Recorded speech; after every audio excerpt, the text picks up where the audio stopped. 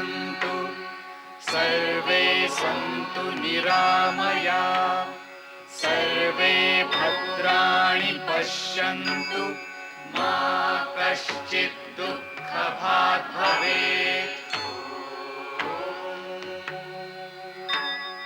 द्यौः शान्तिः शान्तिः अंतरिक्ष शान्तिः शान्तिः पृथिवी शान्तिः शान्तिः आपः शान्तिः शान्तिः औषधयः शान्तिः शान्तिः वनस्पतयः शान्तिः शान्तिः विश्वे देवाः शान्तिः कामः शान्तिः शान्तिः क्रोधः शान्तिः शान्तिः ब्रह्म शान्तिः शान्तिः सर्वः शान्तिः शान्तिः शान्तिरेव शान्तिः शान्तिः सामः शान्तिरेधि। यतो यत समीहसे ततो नु अभयं कुरु शन्नः कुरु प्रजाभ्यो भयं न पशुभ्यः। सुशान्तिर्भवतु सुशान्तिर्भवतु सुशान्तिर्भवतु।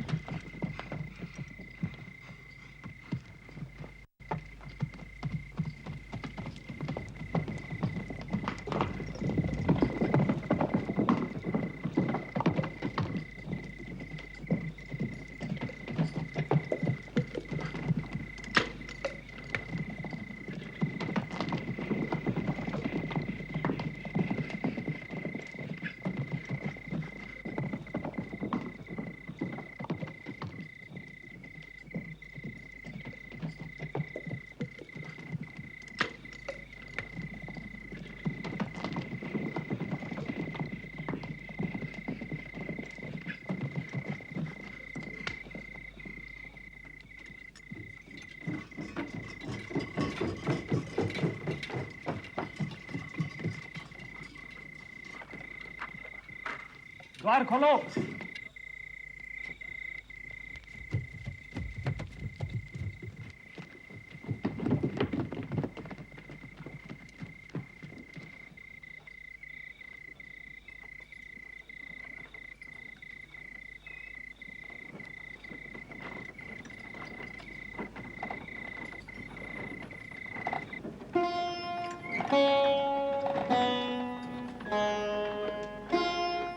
अमात्य, द्वार क्यों खोला गया?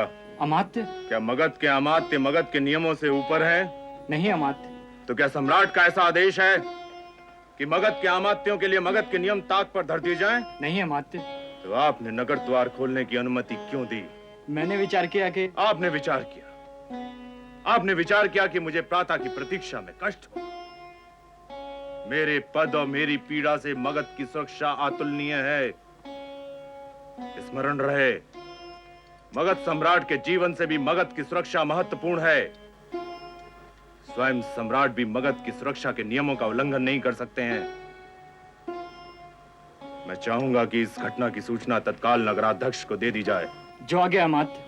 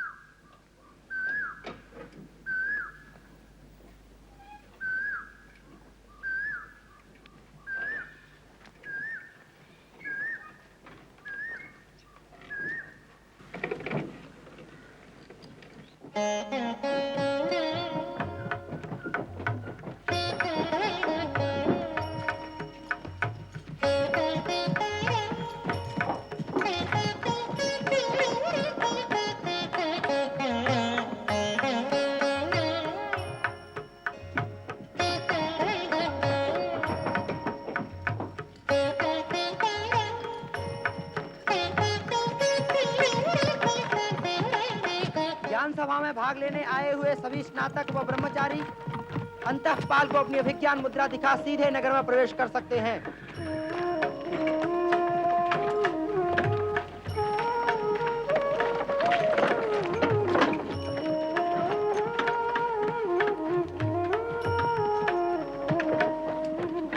सार्थवा शीघ्र ही शुल्काध्यक्ष के समक्ष उपस्थित हों।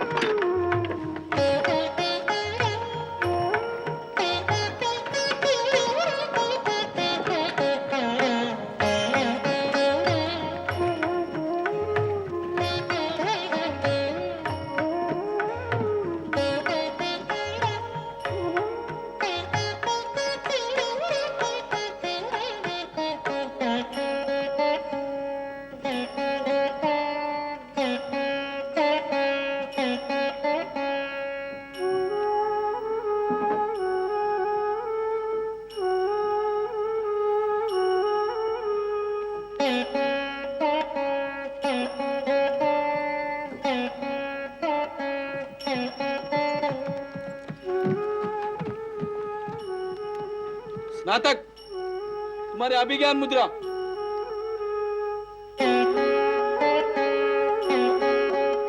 तुम्हारा परिचय पत्र।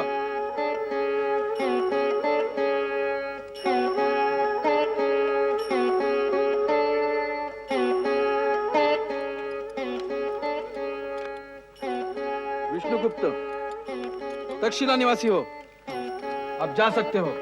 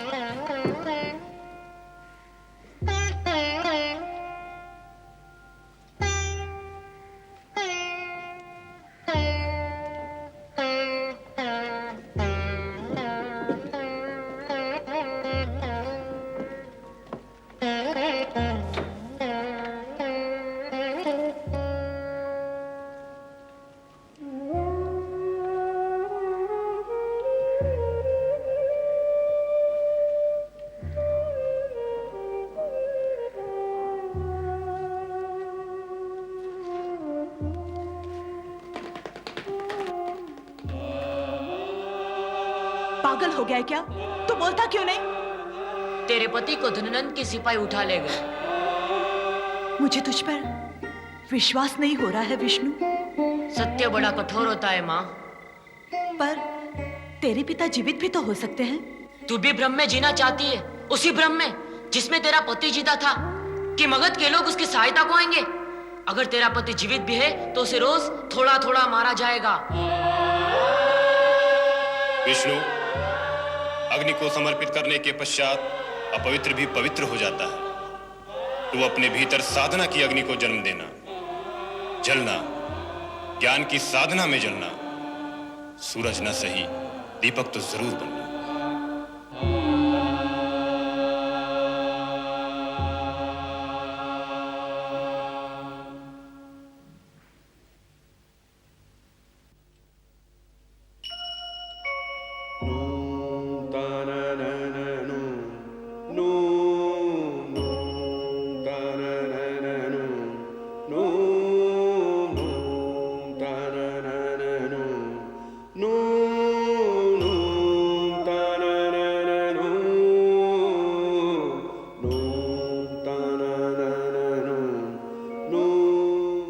वर्षों से कभी नगरद्वार तो कभी पाटलिपुत्र की विधियों में विष्णु को ढूंढ रहा हूं।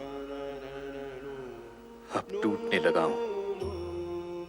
मन बार बार आशंकित हो उठता है, पर हर बार मन को समझाता हूं कि विष्णु अभी जीवित है। उसका स्मरण करते ही मन भीग जाता है। पर मुझे यह दंड क्यों मिल रहा है? क्यों नहीं मुझे एक बार विष्णु से मिला देता? अब अपने जीवन पर विश्वास नहीं रहा। मेरी सहायता कर। पाटलिपुत्र छोड़ने का आदेश नहीं है मुझे।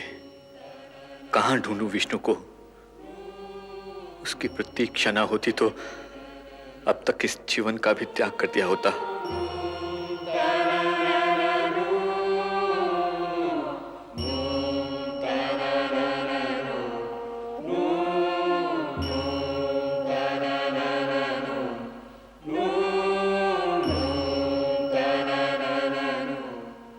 जहां भी है विष्णु, भेज दे उसे। भेज दे एक बार, सिर्फ एक बार। उसे एक बार देख लूं तो फिर आसानी से अपने प्राण त्याग सकता हूं।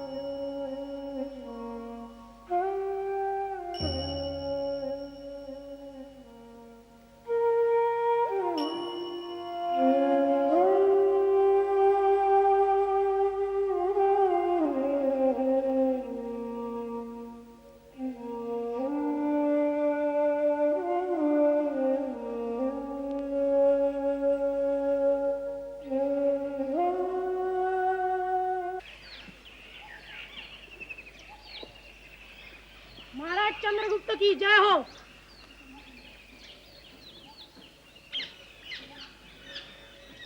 इसका अपराध क्या है? इसने पर्णहट के नागरिकों पर आक्रमण कर उन्हें लूटने का प्रयास किया है। नागरिक, क्या तुम्हें अपना अपराध स्वीकार है? मैं निर्दोष हूँ महाराज। झूठ मत बोलो नागरिक। यदि किसी पर भी अन्याय हुआ तो पाप का भागी मैं होऊंगा। महाराज मुझे क्षमा कर दे, क्षमा कर दे। नागरिक, प्रजा के जीवन व संपत्ति की रक्षा करना मेरा प्रथम कर्तव्य है, अतः तुम्हें क्षमा नहीं किया जा सकता। मंत्रीवर, ये 1 मास के लिए कारावास में डाल दिया जाए। पर राजन, ये मगध का नहीं अपितु मालव जनपद का नागरिक है, अतः इसे और कड़ा दंड दिया जाए। मंत्रीवर, अपनी मर्यादा को भंग मत करो। मेरे राज्य में कोई मगध, कोई मालव, कोई विच्छी, कोई पांचाल नहीं, कोई कुरु, कोई लिच्छवी नहीं। मेरे साम्राज्य में जनपदों की सीमाएं मानव को बांट नहीं सकती। धर्म की व्यवस्था मानव को काट नहीं सकती। मेरी दृष्टि में सभी एक हैं, सभी भारतीय हैं।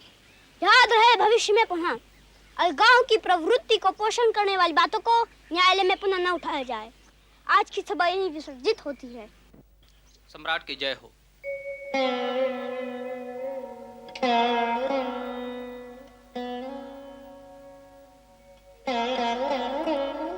राजन, अलगाव की भावना तो भिन्न भिन्न जनपदों के नागरिकों के मानस में बहुत गहरे बैठी है राजन। उसे कैसे दूर किया जा सकता है? जनपदों की सीमा रेखा मिटाकर। सीमा रेखा मानव ही तो खींचता है राजन। अलगाव की भावना को तो उसके मस्तिष्क से उखाड़ फेंकना है, पर वह कैसे संभव है? अभी तो मैं अज्ञानी हूँ देव। पर विनयी हो। क्या नाम है तुम्हारा? चंद्रगुप्त। और तुम्हारे आचार्य का? बोलते क्यों नहीं? मेरा कोई आचार्य नहीं देव। क्यों? सभी कहते हैं मैं हीन कुल का हूँ, गाय बकरियां चराता हूँ ना मैं पढ़ना चाहता था, पर सभी ने मुझे धुतकार दिया, अपने द्वार पर खड़ा तक रहने नहीं दिया। मैंने उनसे बहुत कहा कि मैं उनके द्वार दूर बैठ के ही पाठों को सुनूंगा, पर हर जगह मुझे अपमान ही मिला। मैं इतिहास की पुनरावृत्ति नहीं होने दूंगा एकलव्य। चंद्रगुप्त, तू अपने साथ बहुत सारी संभावनाएं लाया है, मैं उन संभावनाओं को नष्ट नहीं होने दूंगा। आज से तेरा आचार्य मैं हूं। उत्तिष्ठ भारत। चंद्रगुप्त, मेरी माता मुझे पुकार रही है, मैं आपसे कल मिलूंगा। मैं बंधागार में ठहरा हूं चंद्रगुप्त। हरि ओम गणानात्वा गणपति ग्वं हवामहे प्रियानान्त्वा प्रियपति ग्वं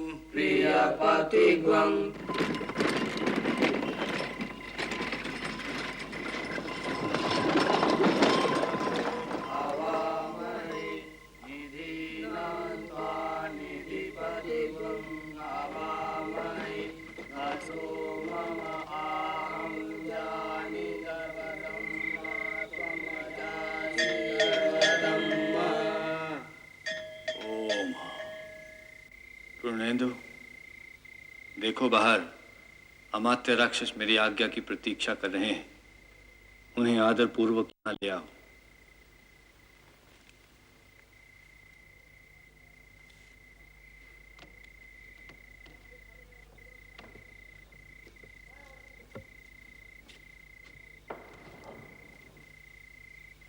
ये भी बड़ा हठी है, नहीं मानेगा।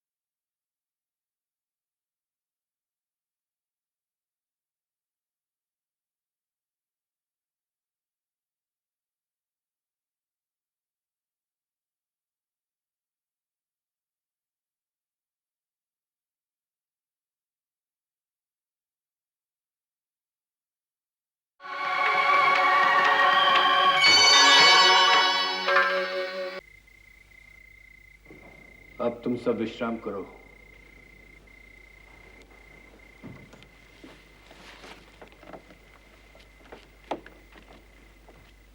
किसी दिन मैं तुम्हारा घोर अपमान करूंगा, तब तुम यहां आना बंद करोगे।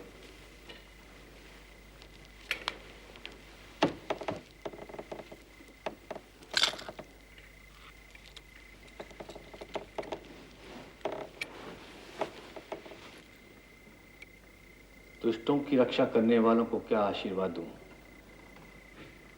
आयुष्मान भवा। मैं जानता था तुम आओगे। तुम अपना क्रम नहीं बदलोगे और मैं अपना। मौन क्यों हो अमात्य? आप मगध को इतना बड़ा दंड क्यों दे रहे हैं? अमात्य, इसी प्रकार प्रत्येक वर्ष तुम मुझे शब्दों से रिझाने का प्रयास करते हो और मैं एक ही उत्तर देता हूं। फिर भी मुझे तुमसे दो बातें करना अच्छा लगता है। मगध के प्रति तुम्हारी निष्ठा के कारण ही तुम मुझे प्रिय हो, अन्यथा मैं दुष्टों की रक्षा करने वाले के अमंगल की कामना करता। फिर तुझे सुझाव देता हूं, छोड़ दो नंद परिवार को। दुष्टों की सेवा करने से कभी तुम्हारा भी घोर अपमान होगा। अमात्य। हाँ आर्य। मगध में कोई भूखा तो नहीं रहता है ना? नहीं आर्य। स्त्रियों, शिशुओं व निर्दोष जनों की रक्षा तो होती है ना? हाँ आर्य। ब्रह्मचारियों को भिक्षा तो मिलती है ना? हाँ आर्य। मगध के आचार्य अपने दायित्व का निर्वाह ठीक से तो कर पा रहे हैं ना? हाँ आर्य। नागरिकों को उपासना की स्वतंत्रता है? हाँ आर्य। नागरिकों का चरित्र एवं आचरण शुद्ध है? सम्राट का आचरण शुद्ध है? आर्य कल ज्ञान सभा में आए तो मुझे अति प्रसन्नता होगी। तुम मुझ पर अप्रसन्न हो लो अमात्य, पर मैं जहां नंद हो वहां नहीं आऊंगा। आर्य हो। बस अब और तर्क नहीं, तुम यूं ही बैठे रहो मौन। तुम बोलोगे तो मैं क्रोधित होऊंगा।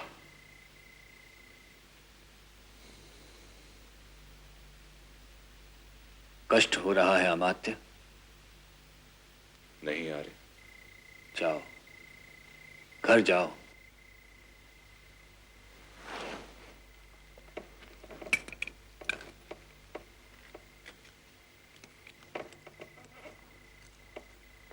सुनो अमात्य,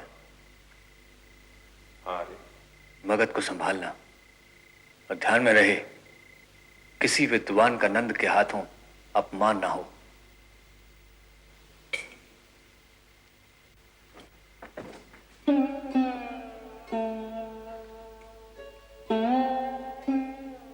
धन्य है तेरी माता अमात्य, तेरी निष्ठा के आगे मैं भी नतमस्तक हो जाता हूं।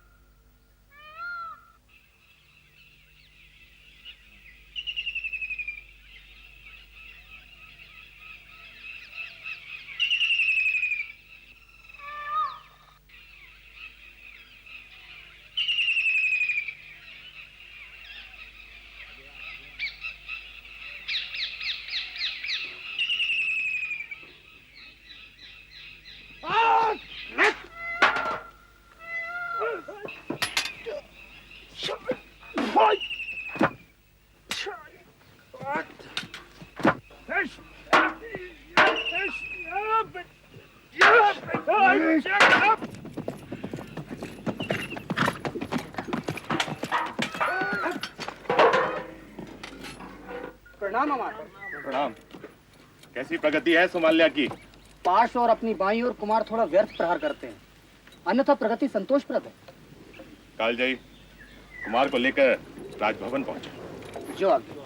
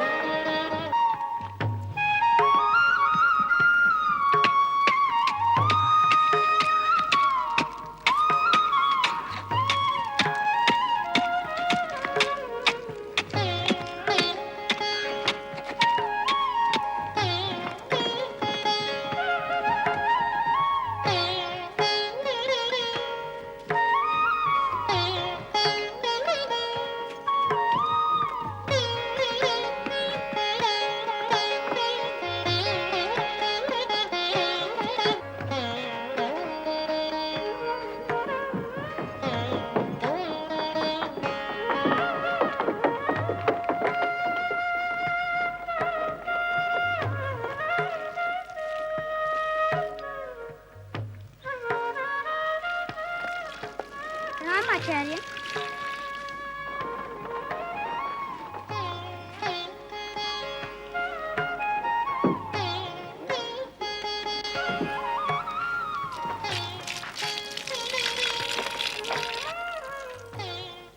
एक कंटक ने मुझे आहत किया था, इसलिए इन्हें समूल नष्ट कर रहा हूं।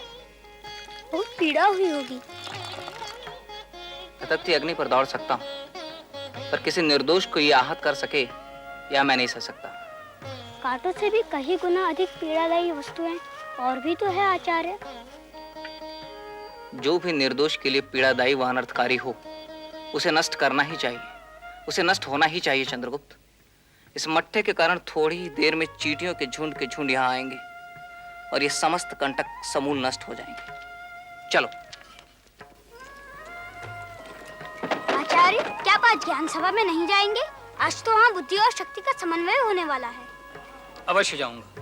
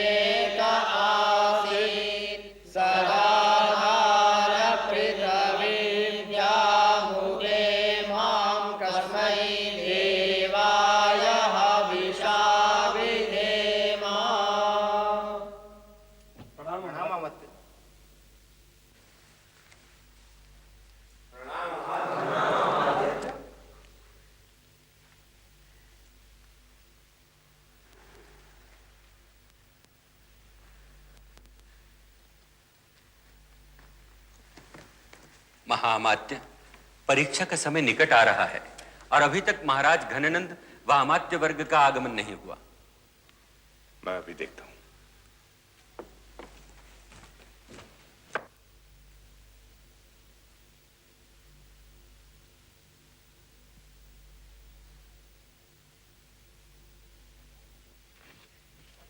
आचार्य,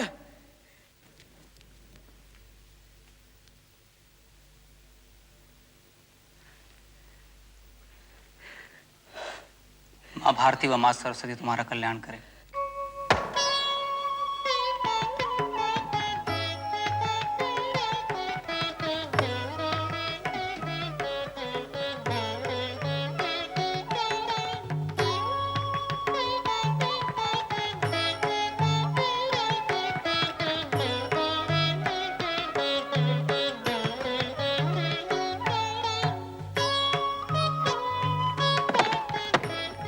लो गौरांग, आज तुम भी 10 सहस्त्र का शापन हार गए।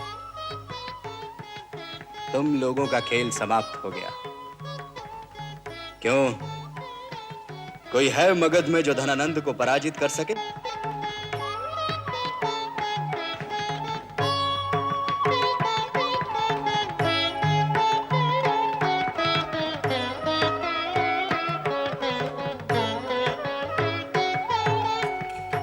देव। आओ अमात्य, कैसे हैं तुम्हारे ये साथी? एक भी ढंग से चलना नहीं जानते। और इस विचक्षणा और इसकी सखियों को देखो, ये चतुरंग के खेल में मुझ पे विजय पाना चाहती है, जबकि मैं इससे कहता हूं कि मैं इसके सम्मुख हार चुका हूं। महाराज, ज्ञान सभा में दूसरे जनपद से आए हुए सभी स्नातक विद्वान व मगध के नागरिक आपकी परीक्षा कर रहे हैं। फिर वही ज्ञान सभा, फिर तुम वहां नीतियों की बात करोगे और वे स्नातक नीतियों के खोखले आदर्शों को मुझ पे थोपने का प्रयास करेंगे। और जो स्नातक सबसे अधिक श्रेष्ठ जीवन मूल्यों, परंपराओं और विचारों को व्यवहार में लाने की बात करेगा, उसे तुम मगध के राजकुल के किसी बड़े पद पे आसीन कर दोगे। बस जाओ, उनसे तुम ही निपटो। और महाराज से पहले आप सबको सभा भवन में पहुंचना है। मगध के अमात्यों को उनके कर्तव्य का बोध कराऊं, इतने अबोध नहीं है वे। जाइए आप लोग।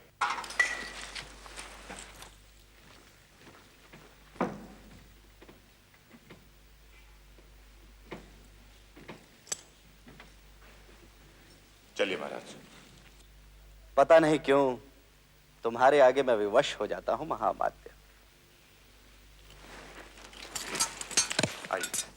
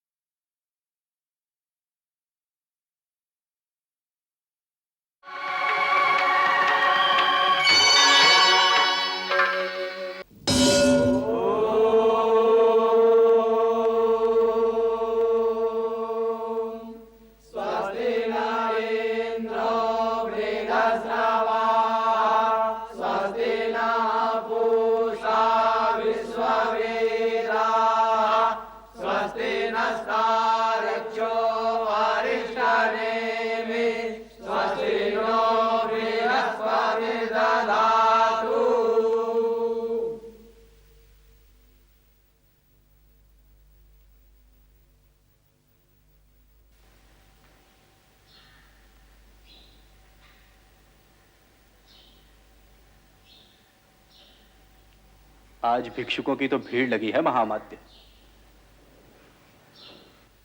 मैं वेदों को साक्षी मानकर इस ज्ञान सभा में विभिन्न जनपदों से आए स्नातकों से प्रश्न करना प्रारंभ कर रहा हूं।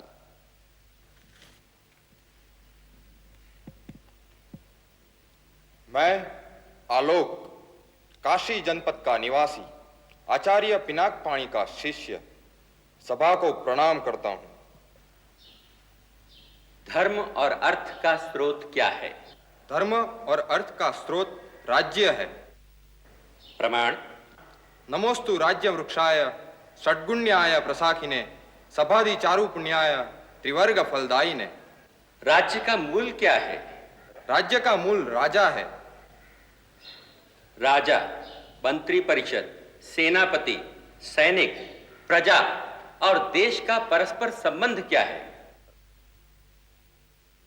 राजा राज्य रूपी वृक्ष का मूल है, मंत्री परिषद उसका धड़ है, सेनापति उसकी शाखाएं हैं, सैनिक उसके पल्लव है, प्रजा उसके पुष्प है, देश की संपन्नता उसके फल है और समस्त देश उसका बीज है। साधो, साधो, साधो।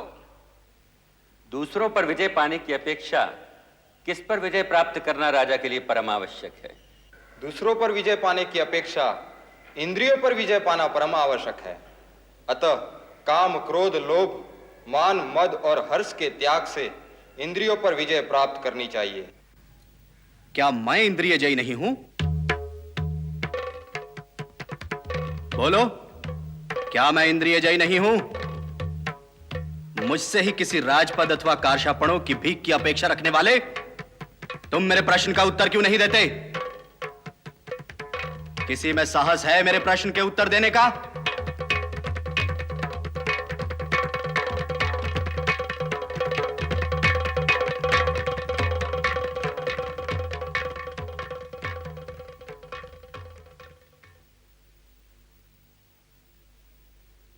नाम?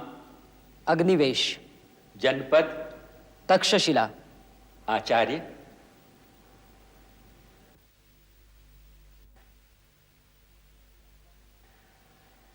तक्षशिला का गुरुकुल।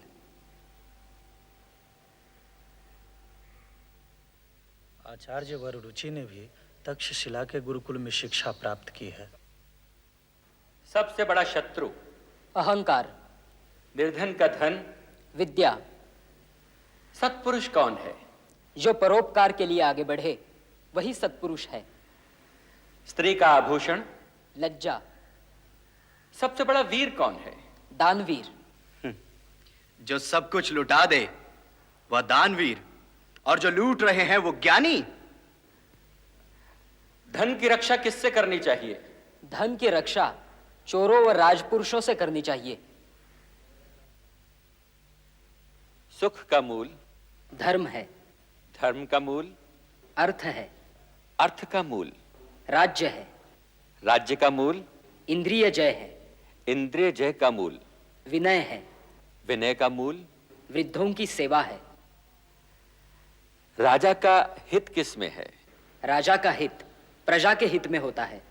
यानी मैं प्रजा का अहित करूं तो मेरा भी अहित होगा।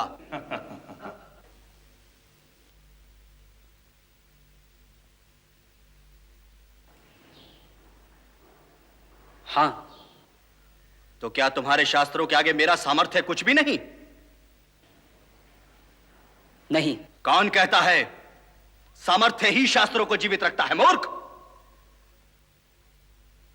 बोलो, क्या है तुम्हारे शास्त्रों की दृष्टि में मेरी स्थिति?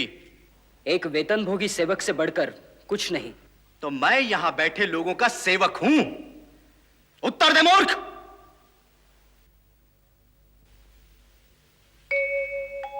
ओ, तो अब इसकी बारी है। ब्राह्मण, तू नहीं मांगेगा भिक्षा? लूट ले, इन शठों के साथ तू भी लूट ले धनानंद को।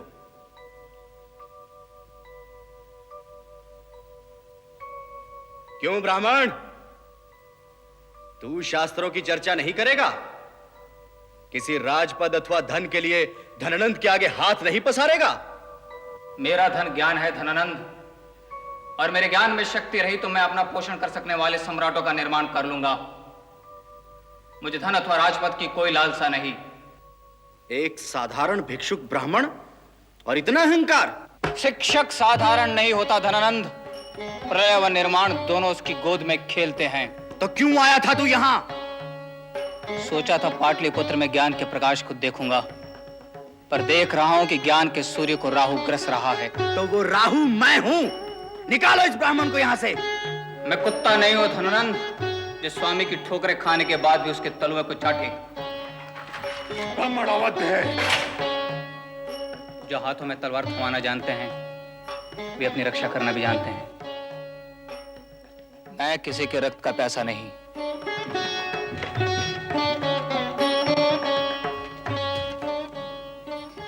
कल तेरा द्वितीय जन्म होगा चंद्रगुप्त। अभयं द्यावा पृथिवी इहास्तु नो भयं सोमः सविता न कृणोतु। अभयं नोऽस्तुर्वन्तरिक्षं सप्त ऋषीणां च हविषा भयं नो अस्तु। अभयं द्यावा पृथिवी इहास्तु नो भयं सोमः सविता न कृणोतु। अभयं नोऽस्तुर्वन्तरिक्षं सप्त ऋषीणां च हविषा भयं नो अस्तु। अभयं द्यावा पृथिवी इहास्तु नो भयं सोमः सविता न कृणोतु। अभयं नोऽस्तुर्वन्तरिक्षं सप्त ऋषीणां च हविषा भयं नो अस्तु। अभयं द्यावा पृथिवी इहास्तु नो भयं सोमः सविता न कृणोतु। अभयं नोऽस्तुर्वन्तरिक्षं सप्त ऋषीणां च हविषा भयं नो अस्तु। अभयं द्यावा पृथिवी इहास्तु नो भयं सोमः सविता न कृणोतु। अभयं नोऽस्तुर्वन्तरिक्षं